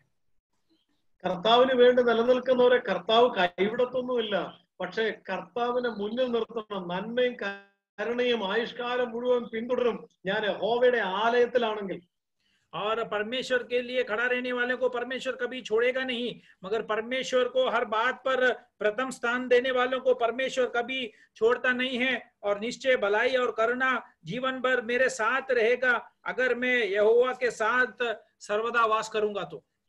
കർത്താവിനോട് പിശാച് പറഞ്ഞത് നീ ദൈവത്വമെങ്കിൽ കല്ല് അപ്പമാക്കി എന്ന് വെച്ചാൽ ഈ ദൈവത്വവും ഈ ആത്മീയതയും മുഴുവൻ അപ്പത്തിന് വേണ്ടിയുള്ളതാണ്. അതാണ് ഇവിടുത്തെ മുൻഗണന എന്നാണ് പിശാച് പറയാൻ ആഗ്രഹിക്കുന്നത്. शैतान ने मसीह से कहा कि अगर तू परमेश्वर का पुत्र है तो इस पत्थर को तू रोटी बना ले, अर्थात तेरे बातों को आत्मिक बातों से बढ़कर हर इस रोटी को वो ज्यादा महत्व देना चाहता था। പക്ഷെ കർത്താവ് ആവർത്തന പുസ്തകം 8-ാം അധ്യായം 3-ാം വാക്യം തിരിച്ച് അങ്ങോട്ട് പറയണം. അവിടെ എഴുതി വെച്ചിരിക്കുന്നത് നിന്നെ വിശപ്പിക്കുകയും നിന്നെ താഴ്ത്തുകയും അങ്ങനെ മനുഷ്യൻ അപ്പം കൊണ്ട് മാത്രമല്ല ദൈവത്തിന്റെ വായിൽ കൂടി വരുന്ന സകല വചനം കൊണ്ടും ജീവിക്കുന്നു നിന്നെ ഗ്രഹിപ്പിക്കുകയും ചെയ്യുന്ന ഒരു ദൈവമുണ്ട്. और मगर मसीह उसे जवाब देकर पुराने नियम से कहता है कि तुझे जीवन दिलाने के लिए केवल रोटी के साथ नहीं मगर परमेश्वर के मुंह से आने वाले उन वचनों से भी संभव है। ആവർത്തനം 8-3 നിങ്ങൾ പിന്നീട് വായിച്ചു നോക്കണം. और व्यवस्था विवरण 8:3 आप बाद में पढ़कर देख लीजिएगा. അവിടെ കൃത്യമായിട്ട് എഴുതിയിട്ടുണ്ട് നിന്നെ വിശപ്പിക്കുകയും നിന്നെ താഴ്ത്തുകയും അങ്ങനെ മനുഷ്യൻ അപ്പം കൊണ്ട് മാത്രമല്ല ദൈവത്തിന്റെ വായിൽ കൂടി വരുന്ന സകല വചനം കൊണ്ട് ജീവിക്കുന്നു നിന്നെ ഗ്രഹിപ്പിക്കുകയും ചെയ്യുന്ന ഒരു ദൈവം. और वहां बहुत साफ रीति से लिखा है कि उसे तुझे को उसने नम्र बनाया और इसलिए कि वह तुझसे सिखाए कि मनुष्य केवल रोटी से ही नहीं जीवित रहता परंतु जो जो वचन यहोवा के मुंह से निकलता है वह उनसे ही वह जीवित रहता है. അതായത് പിശാച് നാം ഒരിക്കലും അറിയരുതെന്നും ചിന്തിക്കരുതെന്നും ആഗ്രഹിക്കുന്ന ഒരു ദൈവത്തെ കുറിച്ചുള്ള കാഴ്ചപ്പാടാണ് ഇവിടെ എഴുതി വെച്ചിരിക്കുന്നത്. നമ്മെ വിശപ്പിക്കുന്ന ദൈവം, നമ്മെ താഴ്ത്തുന്ന ദൈവം, അങ്ങനെ ഒരു ദൈവത്തെ കുറിച്ച് നിങ്ങൾ ചിന്തിക്കുകയേ വേണ്ടെന്നാണ് പിശാച് പറയുക. और शैतान हमारे जो परमेश्वर के बारे में जो हमारा संकल्प है उस संकल्प को बदलने के लिए शैतान चाहता है कि इधर लिखा है कि आपको नम्र बनाया हुआ और आपको भूखा भी होने देने वाला उस परमेश्वर के बारे में आप विचार ही नहीं करें या उस प्रकार की कल्पना भी नहीं कभी भी नहीं करिएगा. ഇന്നും ആത്മീക അന്ധത ബാധിച്ച ഒരു തലമുറ മുഴുവനും ദൈവത്തെ സേവിക്കുന്നത് അപ്പത്തിന് വേണ്ടിയാണ്, ദൈവത്തെ സേവിക്കുന്നത് തന്നെ പടകിനും വലയ്ക്കും വേണ്ടിയാണ്. आज भी आत्मिक जो प्रजा है एक बड़ा सेना है जो केवल मसीह के पीछे इसलिए होते हैं ताकि वो अपने भूख और प्यास मिटा ले. അവിടെയാണ് ഏറ്റവും വലിയ ടെസ്റ്റ് പത്രോസിന് കൊടുത്തത്. ഇത് വിട്ട് നീ എന്നെ അനുഗമിക്കുന്നു. പത്രോസ് അതിൽ ജയിച്ചു. പത്രോസ് പടക് വിട്ടു, വല വിട്ടു, സകലവും വിട്ടു കർത്താവിനെ അനുഗമിക്കാൻ और ഇറങ്ങി. उस विषय के संबंध में देखिए, पत्रोस के जिंदगी में मसीह सबसे बड़ा एक परखने का अवस्था, एक परीक्षा देता है और उसे कहता है कि तू अपने नाव को और अपने जाल को, इन सब को छोड़कर मेरे पीछे क्या तू हो लेगा. पत्रोस ने ऐसे ही सारे बातों को छोड़कर मसीह के पीछे होते हुए हम देखते हैं. ഇതൊരു വലിയ കാഴ്ചപ്പാടിനെ സംബന്ധിച്ച്, ഒരു വലിയ ദർശനത്തെ സംബന്ധിച്ചുള്ള ഒരു വസ്തുതയാണ് കർത്താവ് ഇവിടെ പറയുന്നത്. और जो मसीह यहाँ कहने वाली बात है, ये एक बड़ा दर्शन और एक बड़ा एक दृष्टिकोण के विषय में के संबंधित एक बात है. ये ദൈവം ആഗ്രഹിക്കുന്ന അളവിൽ ദൈവത്തിന് നമ്മളെ രൂപപ്പെടുത്തണമെങ്കിൽ നമ്മുടെ ജീവിതത്തിനകത്ത് നമ്മുടെ മുൻഗണനകൾ ദൈവാനുരൂപമായിട്ടൊന്ന് മാറണം. और परमेश्वर जिस प्रकार चाहता है उस प्रकार अगर हमारा जिंदगी को बदलना है, तो परमेश्वर जिन बातों को चाहता है उन बातों को हमारे जिंदगी में प्राथमिकता देना, प्रथम स्थान देना बहुत जरूरी है. ഒരിക്കലൊരു വിശ്വാസിയെ കുറിച്ച് ഒരു പാസ്റ്റർ എപ്പോഴും കംപ്ലൈന്റ് പറയും. വിശ്വാസിയോട് പറയും, അല്ല സഭായോഗത്തിനൊന്ന് ഇരിക്കുക, ഒന്ന് കൂടെ, ആ സൂം മീറ്റിംഗിലൊന്ന് ഇരിക്കുക. അപ്പൊ ഈ വിശ്വാസി പറയുന്നത്, എന്റെ പാസ്റ്റർക്ക് അറിയത്തില്ല ഒരു MD എന്ന് പറഞ്ഞാൽ എന്നാന്നറിയാവോ? ഒരു കമ്പനിയുടെ MD എന്ന് പറഞ്ഞ് എന്നാന്ന് വല്ല പിടിയുണ്ടോ? പുള്ളി സൂം മീറ്റിംഗിന് പോലും ഇരിക്കത്തില്ല. एक बार एक विश्वासी के बारे में पास्टर इस प्रकार बहुत शिकायत किया और बहुत शिकायत करने के बाद वो पास्टर ने उस विश्वासी से कहा कि कम से कम 1-2 मीटिंग में आप अटेंड करो, जूम मीटिंग में एक आध बार तो आओ, एक आध सभाओं में आप भाग लो, इस प्रकार कहा. तब जवाब में उस विश्वासी ने कहा कि हे पासवान, आप जानते हो कि एक MD क्या होता है, एक MD का जिम्मेदारी क्या होता है और MD का उस पोस्ट का अहमियत क्या है, आप जानते हो करके पासवान से कहा. കമ്പനിയിൽ ഉയർച്ച കിട്ടും തോറും പുള്ളിക്ക് ആത്മീയത ഒരു മീറ്റിങ്ങിന് ഒരു താല്പര്യമില്ലാതെ വന്ന് പാസ്റ്റർ ഉപദേശിച്ച് മടുത്തു. कंपनी में जब वो ऊंचे ऊंचे स्थान की ओर जाता रहा, तब आत्मिक बातों में कोई दिलचस्पी नहीं रहा और पासवान उसे और उपदेश करते हुए थक गया. ഇങ്ങനെ ഇരിക്കുമ്പോഴാണ് പെട്ടെന്ന് ഒരു ദിവസം ഒരു ഫോൺ കോള്. ഇതേ വിശ്വാസി, പാസ്റ്ററെ പ്രാർത്ഥിക്കണം, പാസ്റ്ററെ ഉപവസിക്കണം, പാസ്റ്ററെ സഹായിക്കണം, പാസ്റ്ററെ ദൈവത്തോട് പറയണം, പാസ്റ്ററെ എന്താ പ്രശ്നം? വേറൊന്നുമല്ല, വീട്ടിന്റെ മുറ്റത്ത് കളിച്ചോണ്ടിരുന്ന പുള്ളിയുടെ കൊച്ചിന്റെ കാലയില് ഒരു ചെറിയ മൂർഖമ്പാമ്പിന് ഒരു ചെറിയ കുഞ്ഞൊന്ന് കടിച്ചു. കൊച്ച് ICU കയറി. और इस प्रकार जब चल रहा था, तब एक दिन पासवान को अचानक एक फोन कॉल आया इस विश्वासी का कि ये पासवान, मेरे लिए प्रार्थना करना, बहुत जरूरी प्रार्थना करना, उपवास करके प्रार्थना करना. विषय क्या है? बाहर घर के बाहर खेलने वाले अपने वो बेटी के पैर में एक सांप का बच्चा काट लिया और तुरंत उसे हॉस्पिटल लेके जाके एडमिट करना पड़ा. അപ്പൊ ഈ പാസ്റ്ററുടെ പ്രസംഗം ഞാൻ കേട്ടതാ. അപ്പൊ അതിൽ പുള്ളി പറയാ, ഞാൻ ദൈവത്തെ സ്തുതിച്ചു, എന്റെ കർത്താവ് ഇത് എന്താ കളിയായത്, ഞാനിവിടെ 7 മാസമായിട്ട് ശ്രമിച്ചിട്ട് നടക്കാൻ മേലാഞ്ഞതാ, ഒരു കുഞ്ഞു മൂർഖമാമിന്റെ കുഞ്ഞ് നടത്തിയെടുത്തേക്കുന്നത്. और वो पासवान ने प्रचार करते हुए इस बात को मैंने सुना था और उन्होंने इस प्रकार कहा कि हे परमेश्वर, मैं तेरे को धन्यवाद देता हूं कि पिछले 7 महीने से जो बात मैं करने को कोशिश किया, वो मेरे इतने मेहनत के बावजूद वो नहीं हो पाया. आपने एक छोटा सांप के बच्चे को बेचकर उस बात को आपने हासिल कर लिया. ഈ പടകും വലയൊക്കെ ഒന്നും അല്ലാതാവും എപ്പോഴാണെന്നറിയാമോ? നമ്മുടെ ജീവിതം ക്ഷണികമാണെന്നുള്ള തിരിച്ചറിവ് എന്ന് നമുക്ക് കിട്ടുന്നോ അന്ന് നമ്മുടെ മുൻഗണന തിരിയും. और इस नाव और जाल जो है, ये सबका कोई अहमियत नहीं है करके हम उस दिन पहचानेंगे जब हम समझ जाएंगे कि हमारे जिंदगी में इस बातों का कोई अहमियत नहीं है. അപ്പൊ ഒന്നാമത്തെ ടെസ്റ്റ് ഇതാണ്, നിന്റെ ജീവിതത്തിലുള്ള സകല ലോക സൗഭാഗ്യത്തെക്കാളും നീ എന്നെ മാനിക്കുമോ? सबसे पहला परीक्षा ये है कि आपके जिंदगी में जो भी सौभाग्य और जो भी अच्छे भले बातें हैं, आशीषें हैं, उन सब से बढ़कर क्या तू मेरा आदर करेगा? രണ്ടാമത്തെ ടെസ്റ്റ്, ദൈവാനുരൂപമായി പത്രോസിനെ രൂപപ്പെടുത്തുന്ന കർത്താവ് കൊടുത്ത രണ്ടാമത്തെ ടെസ്റ്റ് മത്തായി സുവിശേഷം 16-ാം അധ്യായത്തിന്റെ 21 മുതൽ 23 വരെയുള്ള വാക്യങ്ങളിലാണുള്ളത്. और दूसरा जो परखने की परीक्षा में परमेश्वर के अनुरूप बनाने के लिए पत्रोस को बदलने वाली दूसरी बात जो है, मत्ती रचित सुसमाचार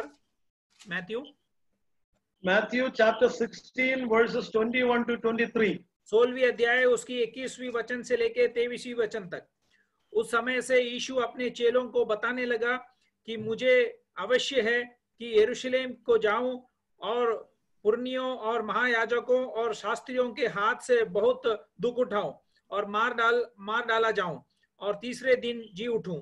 और इस पर पत्रोस उसे अलग से ले जाकर झिड़कने लगा कि ये प्रभु, परमेश्वर ना करे, तुझ पर ऐसा कभी ना होगा। उसने फिर कर पत्रोस से कहा, हे शैतान, मेरे सामने से दूर हो, तू मेरे लिए ठोकर का कारण है, क्योंकि तू परमेश्वर की बातों नहीं पर मनुष्य की बातों पर मन लगाता है।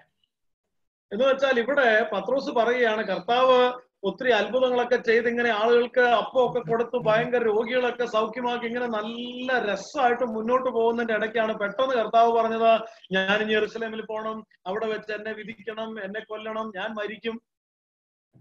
यहाँ देखिए, पतरस जो है इस प्रकार यीशु मसीह के बहुत अचंभित अद्भुत काम है और उसके सेवकाई के बीच में इस प्रकार यीशु मसीह कहता है कि मैं यरूशलेम में जाना है और मुझे वहां मार डाला जाएगा और तीसरा दिन मैं उठूंगा। इस प्रकार की बातें पतरस से कह रहा था।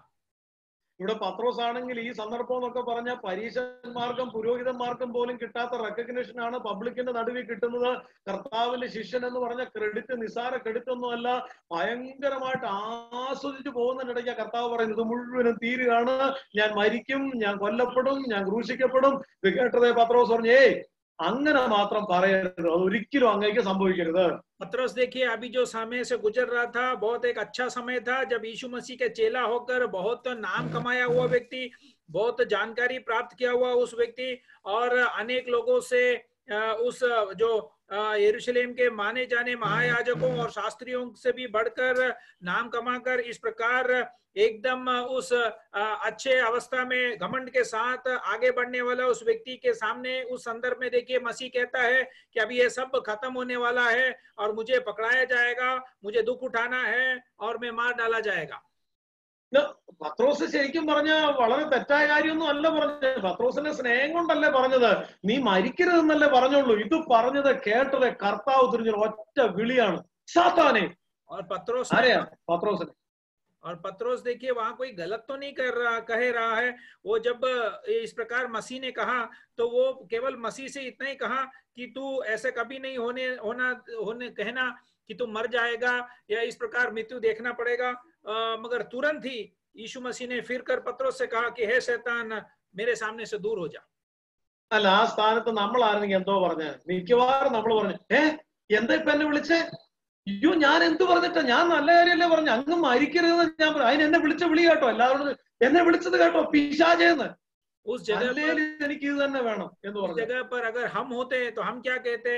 हम तो मैंने क्या बोला? मैंने तो गलत कुछ बोला नहीं है, मैंने तो केवल इतना ही बोला कि आप नहीं मरना चाहिए, मैंने तो कुछ अच्छा ही बोला है। और देखो, मैंने कुछ बोला और उसके विपरीत आपने मुझे शैतान करके पुकारा। ഇല്ല, നമ്മുടെ പാസ്റ്റർ നമ്മളെ പിശാചെന്ന് വിളിച്ച എങ്ങനെ എന്ത് സംഭവിക്കും? नहीं तो कम से कम अगर हमारा पासवान हमें शैतान करके बुलाया होता तो हम किस प्रकार व्यवहार करते हैं? ചിന്തിക്കാൻ പറ്റത്തില്ല അല്ലേ? हम विचार भी नहीं कर सकते हैं। ഇവിടെ കർത്താവ് അതാ ചെയ്തത്. പബ്ലിക്കായിട്ട് പരസ്യമായിട്ട് പത്രോസിനെ വിളിച്ച പേരാണ് പിശാചൻ. और यहाँ पासवान देखिए, हम तो विचार भी नहीं कर सकते हैं, मसीह ने यही बात इधर किया है, सबके सामने खुलेआम पत्रोस से शैतान करके पुकारा। എന്ന് വെച്ചാൽ ഇവിടുത്തെ ടെസ്റ്റ് ഇതാണ്. ടെസ്റ്റ് വേറൊന്നുമല്ല, നിന്റെ ഇഷ്ടത്തെ ഞാൻ പരിത്യജിക്കുമെന്ന് മാത്രമല്ല, നിന്നെ പബ്ലിക്കായിട്ട് ഞാൻ ഹരാസ് ചെയ്യും, നിന്റെ സ്വയം ഉയരുമോ ഇല്ലയോ. और वहां देखिए इतना ही उम्मीद रखा है कि आम तौर से सबके सामने मैं तुझे निंदा करूंगा, मगर क्या तू उस बात को स्वीकार कर सकता है कि नहीं? അതായത് ചിലപ്പോഴൊക്കെ നമ്മുടെ ഇഷ്ടങ്ങൾ പറഞ്ഞ് ദൈവസ്ഥലിൽ കരയുകയും പറയുകയും ചെയ്ത് നമ്മുടെ ആഗ്രഹം ഒരു കൊച്ചുകുട്ടിയെ പോലെ പ്രസന്റ് ചെയ്യുമ്പോൾ ദൈവം നമ്മളോട് നോ പറഞ്ഞിട്ടുണ്ടോ? अक्सर जब हम परमेश्वर के सामने एक छोटे बच्चे के समान रोककर हमारे बातों को इस प्रकार गुटगुटा कर उसके सामने रखते हैं, तो क्या कभी भी परमेश्वर ने हमारे विनतियों को नहीं माना है या मना किया है? നിങ്ങൾ ഏറ്റവും ആഗ്രഹിച്ച് പ്രാർത്ഥിച്ച ചില വിഷയങ്ങളുടെ മുമ്പിൽ കർത്താവ് മുഖം തിരിച്ച് കളഞ്ഞിട്ടുണ്ടോ? ഉണ്ടെങ്കിൽ നിങ്ങളുടെ പ്രതികരണം എങ്ങനെയാണ്?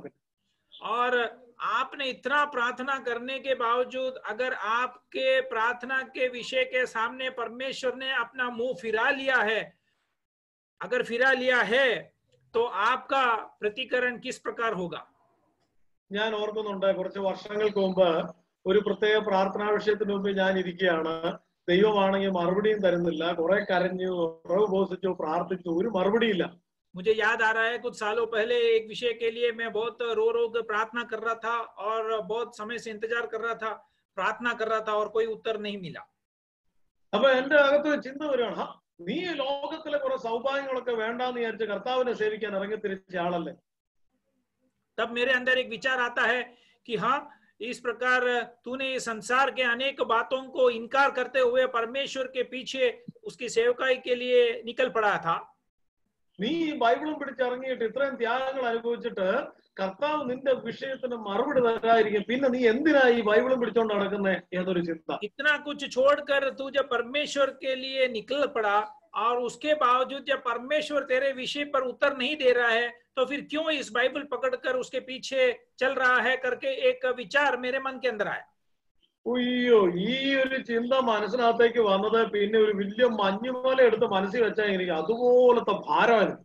और जैसे ही इस विचार मेरे मन में आया तो एक बड़ा बोझ मेरे सिर के ऊपर रखा है, उस प्रकार की एक बोझ मुझे महसूस होने लगा. അപ്പൊ എനിക്കൊന്ന് ഭയങ്കര വിമർശനം. ഇങ്ങനെ ഇരിക്കുന്ന സമയത്ത് പെട്ടെന്ന് പരിശുദ്ധാത്മാവിനോട് പറഞ്ഞു, ഇത്രയേ ഉള്ളൂ സജി, നിന്റെ ഈ വിഷയത്തിന് നീ ആഗ്രഹിക്കുന്ന പോലെ നീ ആഗ്രഹിക്കുന്ന സമയത്ത് ദൈവം മറുപടി തരാതിരിക്കുന്നതിന് നീ ദൈവത്തിന് നന്ദി പറയാൻ പറഞ്ഞു. और इस प्रकार जब मैं बहुत व्याकुल होकर बैठा था तब पवित्र आत्मा ने तुरंत मुझसे वार्तालाप किया कि हे सजी, तेरे इस विषय में तेरा इच्छा के अनुसार, तेरे समय के अनुसार अगर परमेश्वर उत्तर नहीं देता है तो उस कारण तू परमेश्वर को धन्यवाद दे. ഞാൻ പറഞ്ഞു, കർത്താവ് അതെങ്ങനെ സാധിക്കുന്നത്? ഞാൻ ഇത്രയും പ്രാർത്ഥിച്ചിട്ട് മറുപടി തരാതിരിക്കുന്ന നന്ദി പറയാനോ? പക്ഷെ വീണ്ടും വീണ്ടും Holy Spirit was prompting me to do that. അതുകൊണ്ട് ഞാൻ അവസാനം ഇങ്ങനെ അങ്ങ് പറഞ്ഞു, കർത്താവേ, ഞാൻ അങ്ങയുടെ സന്നിധിയിൽ ഒരു കൊച്ചുകുട്ടിയെപ്പോലെ എന്ന് കരഞ്ഞ് എന്റെ പ്രാർത്ഥനാ വിഷയം പറഞ്ഞിട്ട് അങ്ങ് മുഖം തിരിച്ചു കളഞ്ഞതിന് ഞാൻ അങ്ങേക്ക് നന്ദി പറയുന്നു. और मैंने तुरंत पूछा कि हे परमेश्वर, जो बात मुझे मिला नहीं उसके लिए मैं किस प्रकार धन्यवाद करूंगा, मगर पवित्र आत्मा मुझे बारंबार जबरदस्ती करने के वजह से मैंने आखिरी में परमेश्वर से इस प्रकार प्रार्थना करके धन्यवाद किया कि मैंने जिस विषय के लिए एक बच्चे के समान रो रो कर गुड़गुड़ा कर प्रार्थना किया उस विषय को तूने उत्तर नहीं दिया, इसीलिए मैं तुझे धन्यवाद करता हूं.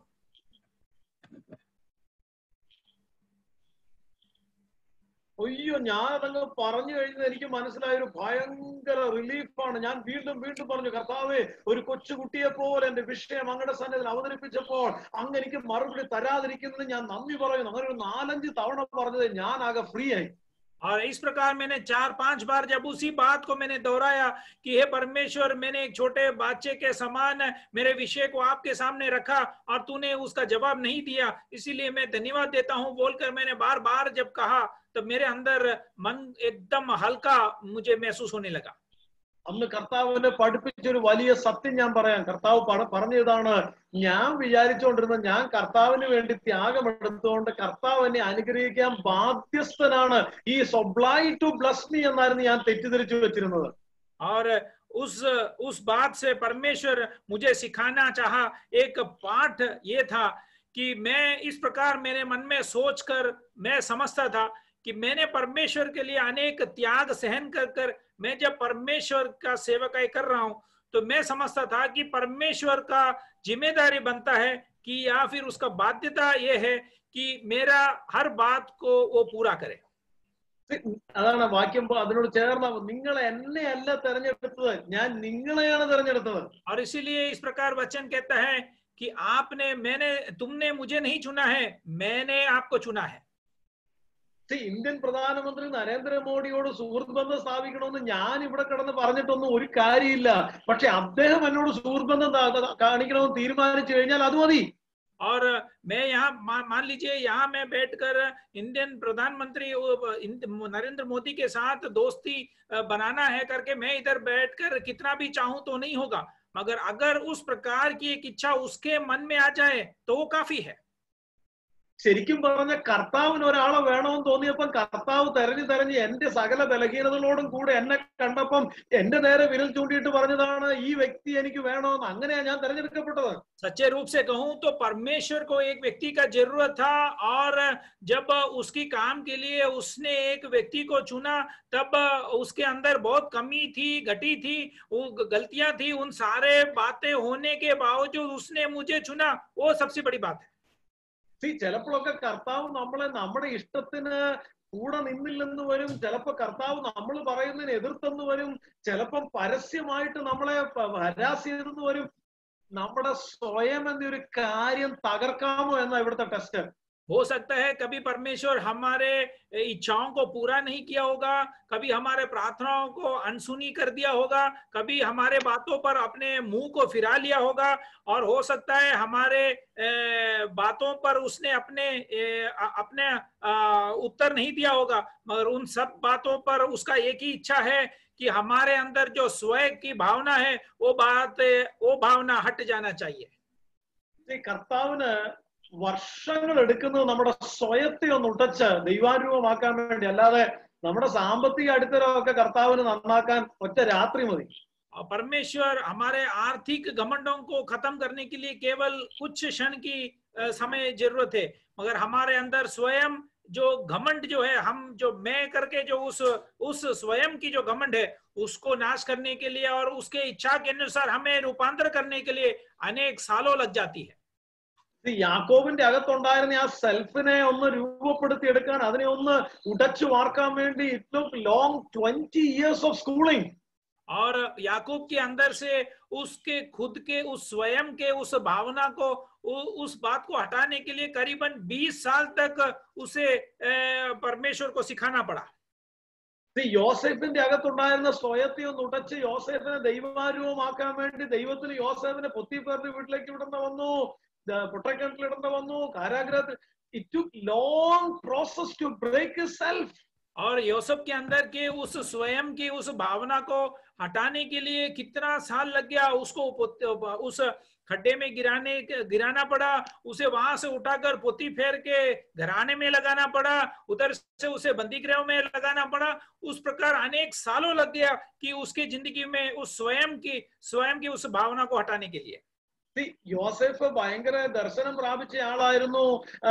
അങ്ങനെ സൂര്യചന്ദ്രന്മാരുടെ ദർശനം, കറ്റകളുടെ ദർശനമൊക്കെ കിട്ടിയെങ്കിലും ജെനസിസ് ചാപ്റ്റർ 37:1 ഓൺവേർഡ്സ് അവിടെ എഴുതിയിരിക്കുന്നത് പുള്ളിയുടെ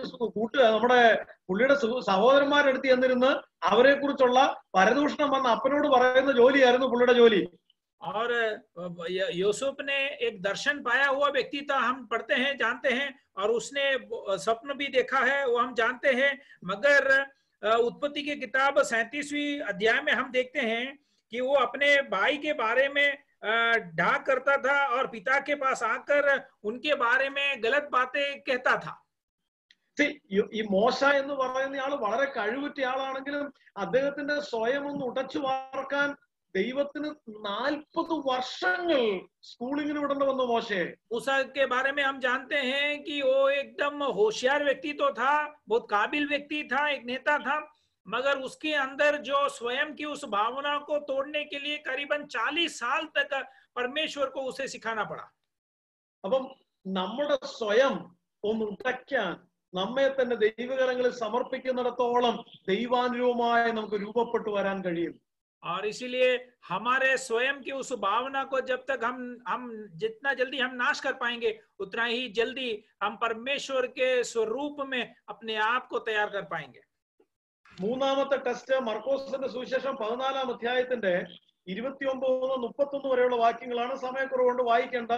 മാർക്ക് ചാപ്റ്റർ 14 verses 29 to 31. और तीसरी परीक्षा जो है लूकर मरकुस की इंजिल 14 14वीं अध्याय 29 to 31 29 से लेके 31 तक। അവിടുത്തെ കാര്യം ഇതാണ്.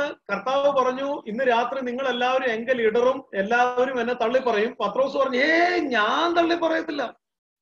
और वहां देखिए बात यह है कि यीशु मसीह ने कहा कि आज रात के बाद आप सब मुझे इनकार करेंगे, और पतरस ने तुरंत उससे कहा कि यहाँ सब भले ठोकर खाएगा मगर मैं ठोकर नहीं खाऊंगा. അപ്പൊ കർത്താവ് പറഞ്ഞു, നീ കോഴി കൂവുന്നതിന് മുമ്പേ 3 തവണ എന്നെ തള്ളി പറയും. അപ്പോഴും പത്രോസ് പറഞ്ഞു, ഞാൻ തള്ളി പറയത്തില്ല, ഞാൻ തള്ളി പറയത്തില്ല. तब यीशु ने उससे कहा कि रात को मुर्गे के 2 बार भांग देने से पहले ही तू 3 बार मुझसे मुकर जाएगा. मगर पतरस ने कहा कि नहीं मैं नहीं मुकरूंगा. ശരിക്കും പറഞ്ഞാൽ നിങ്ങൾ എല്ലാവരും എങ്കിൽ ഇടറുമെന്ന് പറഞ്ഞപ്പോഴേക്കും ആദ്യം പത്രോസ് ചെയ്യേണ്ടിരുന്ന ആ കാൽപാദത്തിൽ വീണിച്ച് കർത്താവ് ഇടറി പോകാതിരിക്കാനുള്ള കൃപ തരണമെന്ന് പറയായിരുന്നു വേണ്ടിയത്. सच्चे रूप में कहूं तो जब मसीह ने कहा कि आप सब मुझे छोड़कर भाग जाओगे करके, तितर बितर हो जाओगे करके जब कहा, तब पतरस को क्या करना था? वो केवल जाकर मसीह से कहता कि हे मसीह, हम तितर बितर नहीं हो जाए, हम अलग नहीं हो जाए, इसलिए हमें कृपा दे करके रोककर उस पैरों तले गिर जाना था. ഇല്ലെങ്കിൽ അറ്റ്ലീസ്റ്റ് സ്പെസിഫിക്കലി നീ എന്നെ 3 തവണ തള്ളി പറയുമെന്ന് പറഞ്ഞപ്പോഴെങ്കിൽ ആ കാൽപാദത്തിൽ വീണ് കർത്താവേ അങ്ങനെ ഒരിക്കലും സംഭവിക്കാനുള്ള കൃപ തരാമോ എന്ന് ചോദിക്കുകയായിരുന്നു വേണ്ടിയത്. ഇത് ഇവിടെ ഭയങ്കര ഓവർ കോൺഫിഡൻസും ഒരു ഭയങ്കര സ്വയത്തിലുള്ള ആശ്രയമൊക്കെയാണ് പത്രോസ്. मगर देखिए यहाँ जब मसीह ने जब उसके बाद भी जब उससे कहा कि तू 3 बार मुझसे मुकर जाएगा, जब उससे कहा, तब पतरस को क्या करना था कि उसके पास मसीह के पास जाकर, हे मसीह, इस प्रकार मैं मुझसे नहीं हो जावे, इसीलिए मुझे कृपा दे, उस प्रकार की बातें नहीं हो, मेरे जिंदगी से नहीं हो, उस सहने के लिए तू मुझे कृपा दे करके प्रार्थना करना था. मगर उसके जिंदगी में हम देखते हैं एक घमंड और एक बड़ी विश्वास की बातें और आदत हम देखते हैं. അപ്പൊ ഭൗമികത്തെ സംബന്ധിച്ചുള്ള ഒന്നാമത്തെ ടെസ്റ്റ് പത്രോസ് ജയിച്ചു, സ്വയത്തെ സംബന്ധിച്ചുള്ള രണ്ടാമത്തെ ടെസ്റ്റ് പത്രോസ് ജയിച്ചു. പക്ഷെ ഓവർ കോൺഫിഡൻസിനെ സംബന്ധിച്ചുള്ള ഈ മൂന്നാമത്തെ ടെസ്റ്റിൽ പത്രോസ് പരാജയപ്പെട്ടു. और देखिए उस आत्मिक भौतिक बातों के संबंध में पहला जो परीक्षा था वो पतरस जीत गया. उसके बाद स्वयं की उस भावना की दूसरा परीक्षा जो था वो भी पतरस उसमें भी जीत गया. तीसरा जब अति आत्मविश्वास के उस भावना में आया, तब देखिए हम देखते हैं कि पतरस वहां हार जाता है. നമ്മളൊക്കെ ഉറച്ചു നിന്നാൽ ഒരു ശ്വാസമേ ഉള്ളൂ. കർത്താവിന്റെ കൃപയിൽ നിൽക്കാൻ പറ്റില്ല എന്നുള്ള ഒരു ചിന്ത ഇല്ലാത്തിടത്തോളം ദൈവത്തിന് നമ്മെ ഉപയോഗിക്കാൻ പറ്റില്ല. और देखिए हम सब अगर खड़ा रहता है तो केवल एक श्वास ही है. अगर हम परमेश्वर के लिए नहीं खड़ा रहेंगे तो परमेश्वर हमें उपयोग नहीं कर पाएगा. വലിയ കപ്പൽ മുക്കാൻ ഒരു ചെറിയ ദ്വാരം മതി. एक बड़ा जहाज को डुबाने के लिए एक छोटा सा होल काफी है. ഞാനിങ്ങനെ കേട്ടിട്ടുണ്ട്, ആമസോൺ കാടുകളിൽ ചെന്ന് വേട്ട നടത്തിയ വലിയൊരു നായാട്ട് വീരൻ, പുള്ളി മരിച്ചത് തന്റെ വീട്ടുമുറ്റത്ത് ഇട്ടിരുന്ന കയറ്റുപായിൽ തട്ടി വീണ് ആണത്ര താൻ മരിച്ചത്. और मैं इस प्रकार एक बात सुना हूं कि अमेज़न के बड़े जंगलों में शिकार के लिए गया हुआ एक व्यक्ति इस प्रकार घने घने जंगलों में बड़ा शिकार करने वाला व्यक्ति किस प्रकार जब अपने घर के द्वार के बाहर जो पड़ा हुआ चटाई पर पैर फंसकर गिरकर वो मर गया. ജീവിതത്തിൽ കർത്താവിന് വേണ്ടി വളരെ പ്രയോജനപ്പെടാൻ തെരഞ്ഞെടുക്കപ്പെട്ട ശിംശോൻ തകർന്നു പോയത് और जिंदगी में बहुत सामर्थ्य വലിയ പ്രശ്നത്തിലല്ല, തന്റെ അകത്തു നിന്നുണ്ടായ തന്റെ ഒരു ചിന്തയിൽ നിന്ന്. परमेश्वर के लिए बहुत बड़ा कार्य करने के लिए चुना गया हुआ उस सिमसोन किस प्रकार हार गया. बड़ी कामों में नहीं मगर अपने मन के अंदर से एक छोटा सा एक निर्णय की वजह से वो हार गया. എന്നിലും ഭക്തർ എന്നിലും ശക്തർ വീണു തകർന്ന ഈ പോർക്കളത്തിൽ मेरे से भी सामर्थी और मेरे से भी शक्तिमान लोग इस संसार में उस लड़ाई में थक कर गिर गए. പത്രോസിനെ കർത്താവ് രൂപപ്പെടുത്തിയ പോലെ നമ്മെ ഒന്ന് രൂപപ്പെടുത്താൻ ഇന്ന് രാത്രി ദൈവസന്നിധിയിൽ ഒന്ന് സമർപ്പിച്ചു കൊടുക്കണം. पत्रोस को जिस प्रकार परमेश्वर ने रूपांतर किया, जिस प्रकार बदला, उसी प्रकार बदलने के लिए हमें भी अपने आप को उसके हाथों में समर्पण कर दे. അതിനായിട്ട് നമ്മ എല്ലാവരെയും കർത്താവ് അനുഗ്രഹിക്കട്ടെ. ഈ വചനങ്ങളാൽ ദൈവം നമ്മെ അനുഗ്രഹിക്കട്ടെ. Thank you everybody. Thank you so much. Specially thank you Emon Rosa for joining. Thank you all of you and pastors and believers and everybody. God bless you. Thank you very much. और इस बात पर परमेश्वर के इच्छा के अनुसार हमें अपने आप को बदलने के लिए परमेश्वर हमें सहायता करे. और इस शाम के समय मेरी आवाज को सुनने वाले हर एक भाई बहनों को, पासबान और कलीसिया को और खास करके मोन रोसा भाई को, सबको मेरा वंदन देता हूँ, मैं धन्यवाद कहता हूँ।